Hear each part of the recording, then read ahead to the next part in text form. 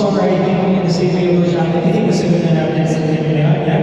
So, here naman from Push ABS-CBN, they asked, how was it working with the team behind ABS-CBN Music? I know yung, Ulit-ulit kong sinasabi talaga na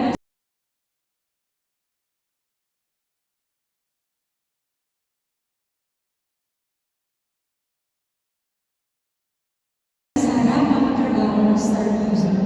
Ang sarap po talaga. Very professional. Si Sir Jonathan, nandito ba si Sir Jonathan? Si Mr. malapit na. Mr. Music. Sa'yo naman. Naku, yan pala. Ang sarap makatrabaho. Grabe po. Jenny, bago mo sabihin ka sa akin, why did you choose to entrust your music career to them this time? Wala naman. Wala. Kung ibang pagkakatiwalaan.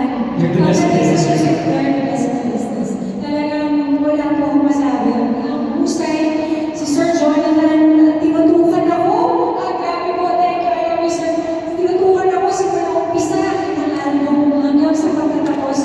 Nandiyan siya, very patient at napakahusay. Diyos ko, grabe po talaga. Wala akong masabi. Simply because they're the best in the industry, ladies and gentlemen. Star Music naman has always been a great force in music in the country. And even the world, syempre, di ba? With the success of their other artists. So,